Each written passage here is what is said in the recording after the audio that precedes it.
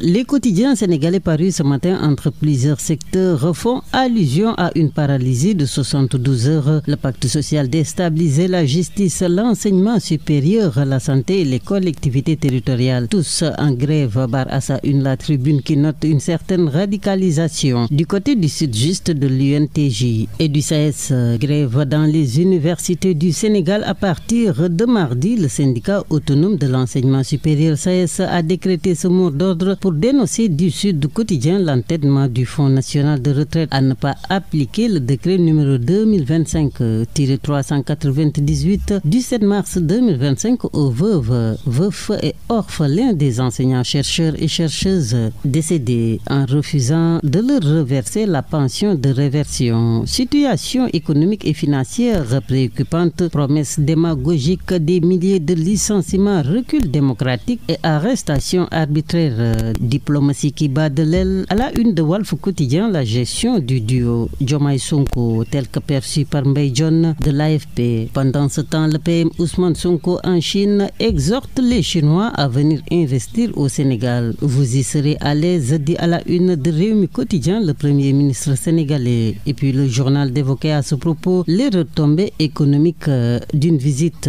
Une visite officielle dans l'empire du milieu. Écrit pour sa part Vox Populi. Sonko ouvre tous les boulevards aux investisseurs chinois. Titre la publication. Sonko redéfinit les axes d'une coopération sino-sénégalaise stratégique, relève à ce propos le quotidien Yoor.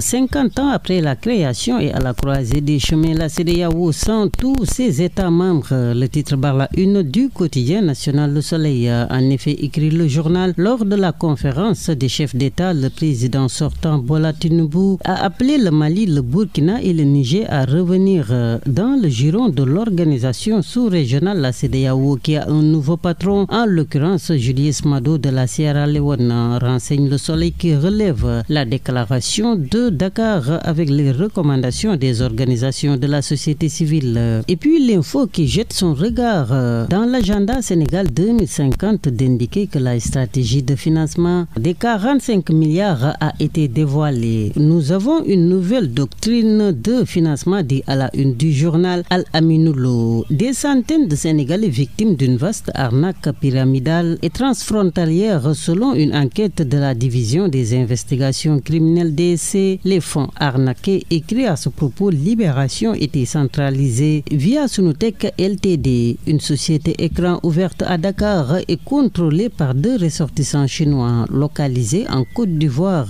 Rien qu'en octobre 2024 et mai 2025, relève le journal, 58 000 dépôts de montant total de 2,5 milliards de francs CFA ont été retracés à Sonotech Ltd. Israël-Iran, entrée des États-Unis dans le conflit. Les mollahs en danger. Le titre barre la une du quotidien Enquête qui s'interroge en se demandant ce matin si le monde est en train d'assister à une guerre préventive ou civilisationnelle.